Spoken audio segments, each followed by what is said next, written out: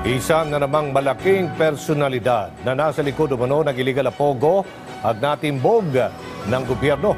Ito ay ang sinasabing big boss ng scam hub na Lucky South 99 na ni-raid sa Porac, Pampanga. Ayon pa sa PAOK, posibleng nagparetoke din ito ng mukha si Denise Osorio sa sentro ng balita. Nahuli ng Presidential Anti-Organized Crime Commission o PAOK at ng Bureau of Immigration kagabi ang isang tinuturing na big boss ng operations ng Lucky South 99 na isang Philippine Offshore Gaming Operator o POGO sa Porac, Pampanga. Naging maaksyon ang pag-aresto kay Liu Dong o kilala rin bilang Lin Shunhan sa Binyan, Laguna. Palabas sana siya ng bahay at papunta sa isang party. Sinubukan pa niyang hindi makipag-cooperate pero hindi siya umubra matapos padapain ng otoridad. Mabilis siyang dinakip at binasahan ng kanyang Miranda rights. Isang buwan din siyang minanmanan ng PAOK bago siya natimbog. Arestado rin ang 12 pang foreign nationals at 9 na mga Pilipino na kasamahan ni Liu Dong. Ayon sa PAOK, mga driver at bodyguard ang mga kasamang Pilipino. Ang isa sa mga personal assistant nagawa pang tumalon ng bakod para tangkaing tumakas.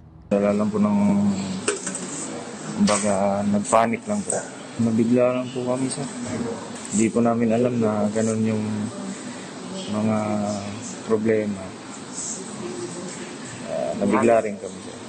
Kinumpirma ng personal assistant na boss niya si Liu Dong. Dagdag pa niya, nalabas-masok sa bansa ang kanyang amo, nakababalik lang mula Thailand. Pinagpilitan naman ni Liu Dong na hindi siya sangkot sa kahit na anong illegal activities. Tanging pag-aari niya lang daw ay ang 2 Chinese barbecue restaurant sa Laguna.